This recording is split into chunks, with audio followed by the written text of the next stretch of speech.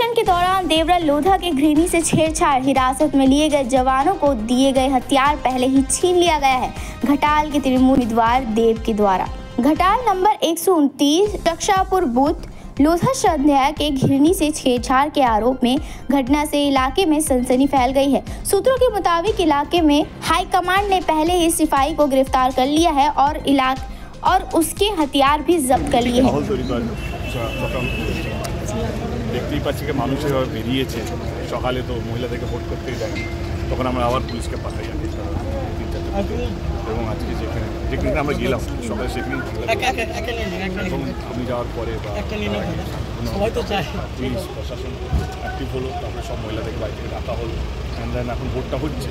দুঃখজনক ব্যাপার, আমি যেটা একটু আগে বলছিলাম যে 10 বছর ধরে আমরা আগলে রেখেছিলাম ঘাটাল 340 টাকা যে এখানে কোনো অশান্তি বা কোনো তৃণমূল কংগ্রেস কাউকে মারধর করে, কিন্তু আজকে যখন ওদের ভোটের দিনে যখন দেখতে পাচ্ছে তাদের পায়ের তলায় মাটি সরে যাচ্ছে এবং গোহারান হাতে চলেছে আমাদের এখানকার যে পার্টি বিজেপির পার্টি, তো সেইটা দেখে যতটুকু সন্ত্রাস করে মানুষকে ভয় দেখিয়ে মানে সম্মানীয় হার যাতে পাওয়া যায় সেটা ওনারা চেষ্টা করছে। কিন্তু আমার এই যে বিজেপির মুখে এই যে পাকিস্তান শব্দগুলো যখনই ওনারা হারেন তখনই পাকিস্তানকে নিয়ে চলে আসেন।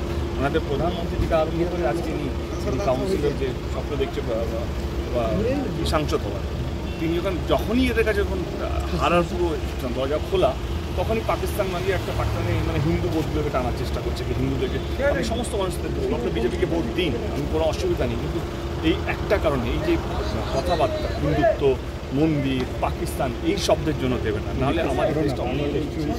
আমি যেখানে যাচ্ছি এই যে তুমি তো বললে আমাদের কর্মীকে মারা হয়েছে, আমি একটা উচ্চ কথা বলেছি যাতে আমার মনে হয় কি একটা সন্ত্রাস তৈরি করার জন্য। আমি তো নিজে ফোন করে বললাম কোনো পাল্টা কিছু হবে না, মানুষ ভয় পেয়ে যাবে, মানুষকে ভোট দিতে।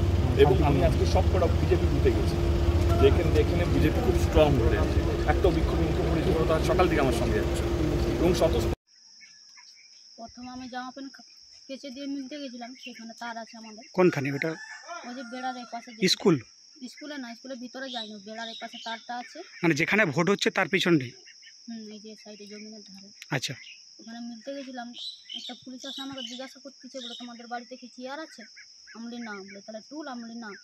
তাও না বলা সত্ত্বেও সে বাড়ির ভিতরে ঢুকতে দিয়ে আমাকে জিজ্ঞাসাপত্র করতেছে, দিয়ে আমি কথা বলার পর সে চলে গেছে। আমি জানি হয়তো আর কিছু বলবে না, সে কিছুক্ষণ পরে আবার আক্রোশ গ্রাস করে নিয়ে আর আসছে। এইখানটা আমি রান্না করতেছিল, রেখে দিয়ে আর বলে এটা খেয়ে নাও ঠান্ডা হয়ে যাবে এরকম বলতেছে। কিছু বলিনি, দিয়ে সে জল বোতল মাগতো না, আমি জল দিচ্ছি, সে জল চাইতেন, বলি যে আমি খাবো আমাকে জল দেয়। জল দিত না, সে খেয়ে নিয়ে বোতল নিচে রাখিনি, আমার সেই ছাতির ভিতর দিয়ে এরকম করে কোলে রাখছে বোতল। আর যখন জল বোতল দিয়ে সে আমার হাতে ধরছে, জল খাবার পর বাড়িতে ঢুকে আসে, বুঝেছিল যে আমি যদি ঘরে ঢুকি তার কোনো খারাপ উদ্দেশ্য ছিল যে আমি ঘরে ঢুকে হয়তো সে কিছু না কিছু করবে বলে, ওই জন্য ঘরে ঢুকে বসেছিল। আমি তো ভয়ে আমার ভাত হতেছিল, আমি ছেড়ে দিয়ে ঘর ছেড়ে দিয়ে আমি বাড়ির লোককে দেখতে পারিনি।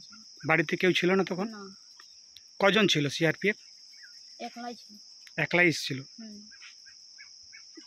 অভিযোগ জানিয়েছো থানায়?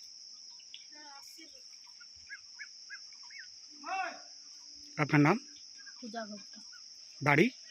চকসাপুর।